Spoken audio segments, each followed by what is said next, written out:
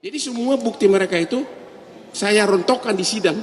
Bukti psikolog itulah yang paling konyol. Katakan bahwa permohonan 01 dan 03 itu adalah permohonan omon-omon. Permohonan omon-omon. Kenapa? Menuduh, kalau dalam hukum kan, kalau menuduh kan harus ada alat bukti. Itu intinya. Kalau ada tuduhan, harus ada alat bukti. Dan alat bukti tersebut harus direct evidence yang langsung berkait dengan apa yang dituduhkan. Contoh, disebutkan dalam diapura permohonan Jokowi seolah menyogok rakyat dengan bansos atau membeli suara rakyat. Berarti kan ada tuduhan membeli suara kan? Berarti kan harus dibuktikan. Yaitu apa? Rakyatnya itu harusnya dibawa ke sini. Tapi sampai selesai pembuktian, satu rakyat pun tidak dibawa sebagai saksi di sini. Apakah dia benar memilih gara-gara bansos? Yang dibawa malah ahli psikolog sama ahli siapa itu Romo. Itu kan tidak bisa membuktikan adanya tuduhan tersebut. Itu yang makanya saya bilang benar-benar itu omon-omon. Kalau saya jadi pengacara mereka, itu namanya smart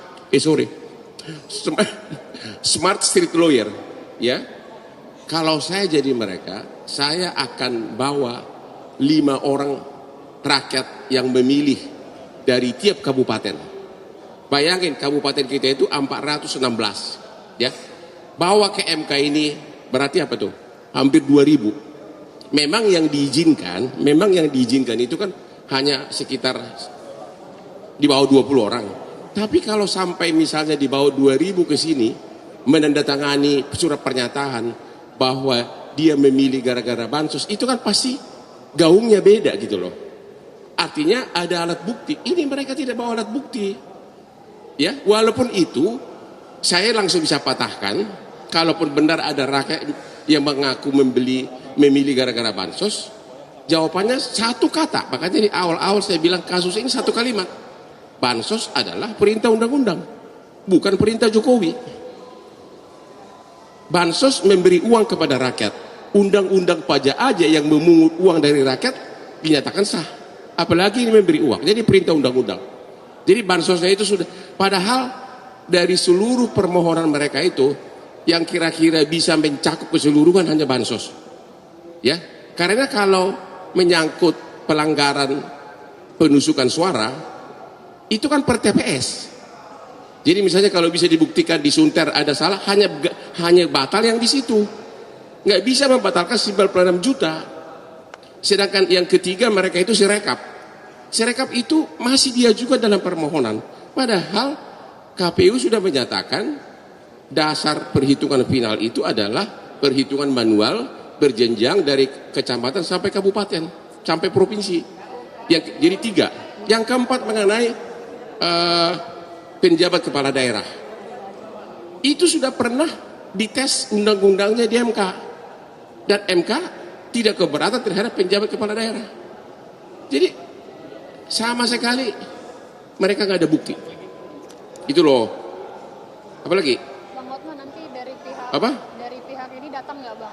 Siapa? Prabowo datang. Oh enggak. Kuasa hukumnya udah di lantai 4 semuanya, nggak datang. Ya. Berarti optimis nanti MK mengakui. Saya di hari pertama aja sudah bisa bilang optimis. Di hari kedua saya bilang 100-0. Ya, karena ya bagaimana sih? Ya gimana bisa kalau kuasa hukum mereka dosen hukum tata negara, lawannya Hotman Paris yang sudah 40 tahun jadi pengacara jalanan. Ya benar loh.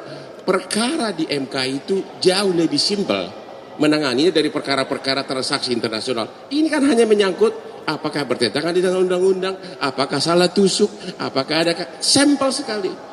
Ya dia, coba pertanyaan mereka itu nggak ada yang menggigit satupun. Pokoknya nggak ada yang menggigit. Kalau Anda ikut sidang ketawa-ketawa, saya kok ini pertanyaan pengacara gitu loh. Coba, siapa itu ada pengacara dari 01, 03 tanya begini. Ini di hadapan sidang loh. Saudara saksi, kenapa bukan Yusril yang dipilih?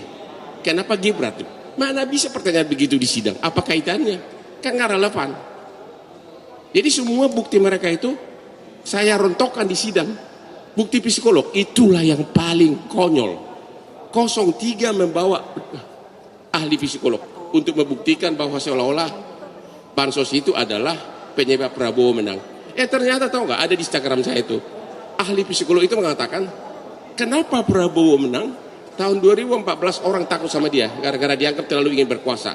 Tahun 2019 juga orang takut. Tapi begitu dia gabung dengan Jokowi, dia menunjukkan sifat yang sangat kooperatif dan juga tidak menunjukkan rasa ambisi berkuasa. Bahkan waktu kampanye, waktu debat, dia diserang habis, dia tetap tenang. Ditambah lagi dengan lagu Oke Gas, dia punya gemoynya. Itu kata ahli mereka. Jadi ahli psikolog mereka malah menguntungkan kita.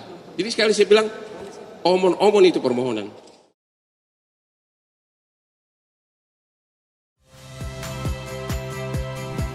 Saya Yasir Neneama. Saksikan program-program Kompas TV melalui siaran digital, pay TV, dan media streaming lainnya. Kompas TV, independen, terpercaya.